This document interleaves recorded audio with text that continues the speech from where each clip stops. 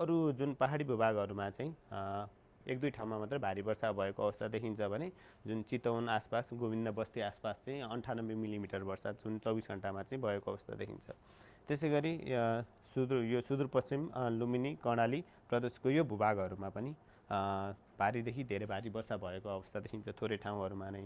र विशेष गरी जुन कर्णाली प्रदेशको जुन जाजरकोट आसपासको क्षेत्रहरूमा पनि 138 मिलिमिटर वर्षा मापन भएको अवस्था छ भने यो बाजीपुर भन्ने ठाउँ छ लुम्बिनी प्रदेशको, त्यो ठाउँहरूमा आसपासको क्षेत्रहरूमा पनि धेरै भारी वर्षा भएको अवस्था चाहिँ देखिन्छ।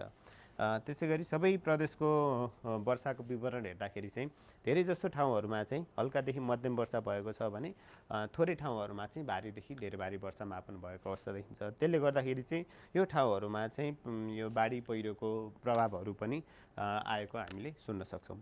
र यो चाहिँ भयो 24 घण्टामा कति वर्षा भयो, कति पानी पर्यो, कुन ठाउँमा कति मिलिमिटर पानी पर्यो भन्ने विवरण जानकारी भयो।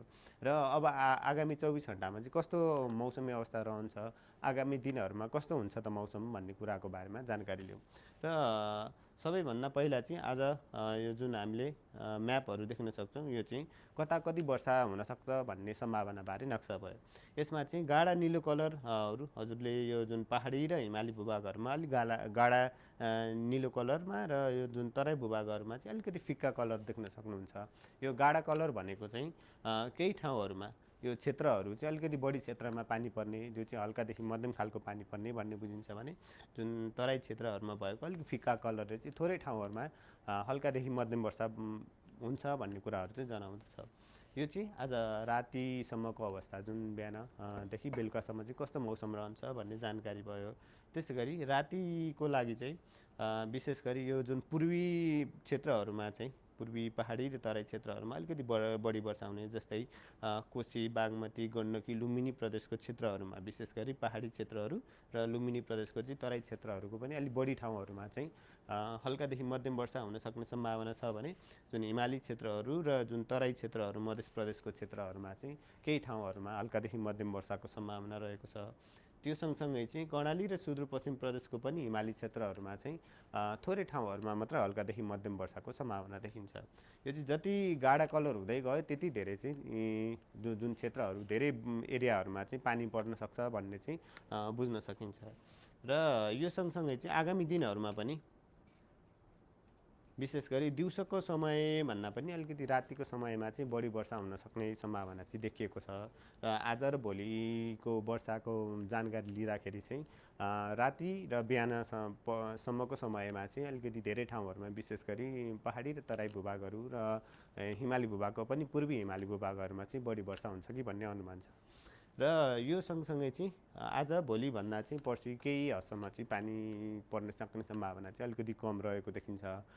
विशेष गरी अलि पूर्वी भूभागहरू र पहाडी भूभागहरूमा चाहिँ पानी पर्न सक्ने सम्भावना पर्सिको लागि अलिक बढी छ भने तराई भूभागहरूमा चाहिँ पानी पर्न सक्ने सम्भावना अलिकति कम देखिन्छ। यो त भयो पानी कति पर्छ भन्ने विषयको जानकारी। र अब हामीले चाहिँ यो सँगसँगै चाहिँ वर्षा कति भयो कति हुन्छ भन्ने सँगसँगै चाहिँ अब कता चाहिँ अलिकति बढी वर्षा हुन्छ, जोखिम कुन क्षेत्रमा चाहिँ अलिकति बढी छ भन्ने विषयमा चाहिँ जानकारी लिगौँ। र यसमा चाहिँ जुन हामीले वार्निङ म्याप दिएको छ आजदेखि भोलि बिहानसम्मको वर्षाको कारणले चाहिँ त्यहाँ कुन क्षेत्रमा अलिक बढी प्रभाव पर्छ भन्ने विषयको जानकारी हेर्दाखेरि चाहिँ जुन कोशी प्रदेशको हिमाल पहाड तराईका सबै क्षेत्रहरू, त्यसै गरी बागमती र गण्डकी प्रदेशको पनि पहाडी हिमाली क्षेत्रहरूमा चाहिँ वर्षा अलिकति बढी हुने, भारी वर्षा हुने, एक दुई ठाउँमा चाहिँ भारीदेखि धेरै भारी वर्षा पनि हुन्छ कि भन्ने अनुमान रहेको छ। त्यो सँगसँगै चाहिँ जुन पहेँलो कलर लगाएका क्षेत्रहरू मध्य प्रदेश, बागमती प्रदेशको पहाडी र तराई, त्यसै गरी गण्डकी प्रदेशको तराई क्षेत्रहरू, लुम्बिनी, कर्णाली र सुदूरपश्चिम प्रदेशको चाहिँ पहाडी र तराई क्षेत्रहरूमा चाहिँ एक दुई ठाउँमा भारी वर्षा हुन सक्ने सम्भावना देखिन्छ। त्यसै गरी जुन सुदूरपश्चिम र कर्णाली प्रदेशको अलि हिमाली क्षेत्रहरू र गण्डकी प्रदेशको पनि हिमाली क्षेत्रहरूमा चाहिँ वर्षा हुन सक्ने सम्भावना छ। त्यति धेरै प्रभाव चाहिँ नपर्न सक्ने हुनाले चाहिँ हामीले हरियोको कलरले चाहिँ लगाएका छौँ।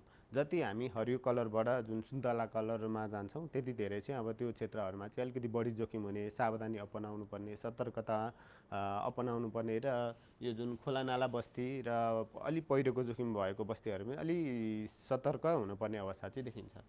र यो त हामीले आजको लागि दियौँ। अब भोलि र पर्सिको मौसमको चेतावनी हेर्दाखेरि चाहिँ चेतावनी हेर्दाखेरि चाहिँ आजभन्दा भोलि चाहिँ यो पहाडी क्षेत्रहरू विशेष गरी कोशी, बागमती र गण्डकी प्रदेशको हिमाली र पहाडी क्षेत्रहरूमा चाहिँ थोरै ठाउँहरूमा नै भारीदेखि धेरै भारी वर्षा हुन सक्ने सम्भावना पनि देखिन्छ। त्यो कारणले गर्दाखेरि चाहिँ यो क्षेत्रहरूमा हामीले पहेँलो कलरले पनि लगाएका छौँ भने जुन अन्य क्षेत्रहरू तराई, जुन कोशी प्रदेशको तराई, त्यसै गरी मधेस, बागमती, गण्डकी, त्यसै गरी लुम्बिनी, कर्णाली प्रदेशको पहाडी र तराई क्षेत्रहरूमा पनि एक दुई ठाउँमा चाहिँ भारी वर्षा हुन सक्ने सम्भावना देखिन्छ। पहेँलो कलरले चाहिँ हामीले चाहिँ मौसमी सूचनाहरूमा चाहिँ पछिल्लो मौसमी सूचनाहरूमा चाहिँ लिनुपर्ने र अद्यावधिक हुनुपर्ने भन्ने बुझाउँछ। र हरियो कलर लगाएको क्षेत्रहरूमा चाहिँ वर्षा हुन सक्ने सम्भावना छ, तर त्यति धेरै प्रभाव चाहिँ हुँदैन भन्ने अनुमान चाहिँ गर्न सकिन्छ। यो सँगसँगै चाहिँ हामीले आज भोलिभन्दा पर्सिको मौसम जुन वार्निङ म्याप हेर्दाखेरि चाहिँ यो क्षेत्रहरूमा कलर अनुसारले हामीले चाहिँ अलिकति प्रभाव कम पर्छ कि भन्ने अनुमान पनि लगाउन सकिन्छ। यहाँ चाहिँ आज भोलिको भन्दा चाहिँ पर्सि पहेँलो र हरियो कलर लगाएका छौँ र पहेँलो कलर लगाएका क्षेत्रहरूमा चाहिँ जुन कोशी प्रदेशको हिमाल पहाड तराई, बागमती प्रदेशको त्यसै गरी गण्डकी प्रदेशको हिमाल पहाड तराई र लुम्बिनी, कर्णाली र सुदूरपश्चिम प्रदेशको पहाड र तराई क्षेत्रहरूमा चाहिँ एक दुई ठाउँमा भारी वर्षा हुन सक्ने सम्भावना र केही ठाउँहरूमा चाहिँ मध्यम वर्षाको पनि अथवा मध्यम पानी पर्ने सम्भावना पनि देखिन्छ। त्यसले गर्दाखेरि चाहिँ यो क्षेत्रहरूमा चाहिँ अब अद्यावधिक रहनुपर्ने अवस्था चाहिँ देखिन्छ, जुन आज भोलिभन्दा चाहिँ केही कम वर्षा हुनाले चाहिँ केही राहत चाहिँ मिल्ने सम्भावना चाहिँ देखिन्छ। यो त भयो हामीले विगतमा कति वर्षा भयो, कति पानी पर्यो, कुन ठाउँमा कति मिलिमिटर वर्षा भयो अथवा पानी पर्यो भन्ने जानकारी र आगामी दिनहरूमा कस्तो वर्षा हुन्छ अथवा कुन क्षेत्रमा बढी प्रभाव पर्छ भन्ने जानकारी भयो। र अब अहिले कुरा गर्दै गर्दाखेरि चाहिँ हालको अवस्था, मौसमी अवस्था देशभरको मौसमी अवस्था कस्तो छ भन्ने विषयमा पनि जानकारी लिएको। हजुरले चाहिँ यो जुन म्यापमा देख्न सक्नुहुन्छ, यो म्यापमा चाहिँ नेपालको नक्सा चाहिँ यो क्षेत्रमा रहेको छ।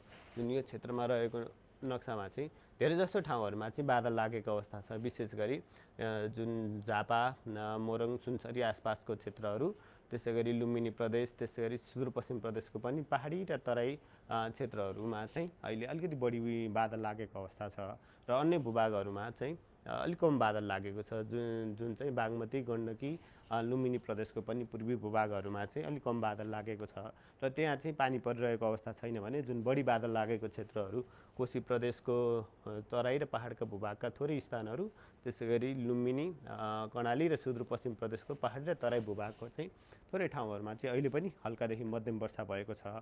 यो वर्षा चाहिँ बिस्तारै अपराह्न साँझ हुँदै गर्दाखेरि चाहिँ त्यसको पहाडी भूभागहरूमा चाहिँ अझ बादलहरू बन्ने र बढ्ने प्रक्रियाहरू रहन्छ र पानी पर्न सक्ने सम्भावना पनि रहन्छ। अहिले मनसुनको समय भएको हुनाले चाहिँ विशेष गरी रातिको समयमा चाहिँ अझ बढी वर्षा हुन सक्ने सम्भावना देखिन्छ। यो सबै जानकारीहरू त हामीले आजको मौसमी अपडेट कस्तो छ भन्ने बारे लिइहाल्यौँ र यसले गर्दाखेरि चाहिँ जुन अलिकति बढी पहिरो जान सक्ने जोखिम क्षेत्रहरूमा चाहिँ आज भोलिको समयमा चाहिँ जुन गेग्रान बहाव हुने, बाढी तथा पहिरोको सम्भावना पनि रहेको देखिन्छ। त्यसबाट चाहिँ त्यो जुन बाढी पहिरोको क्षतिबाट बच्नको लागि चाहिँ त्यो दैनिक जनजीवन, कृषि, स्वास्थ्य, पर्यटनको क्षेत्रहरूमा पनि असर गर्ने, त्यसले गर्दाखेरि चाहिँ त्यो सावधानी अपनाउनु हुन र मौसमसँग सम्बन्धित सूचनाहरू, जानकारीहरू लिएर मात्र काम कारबाही अगाडि बढाउनु हुन चाहिँ अनुरोध गर्न चाहन्छु। हस्, धन्यवाद।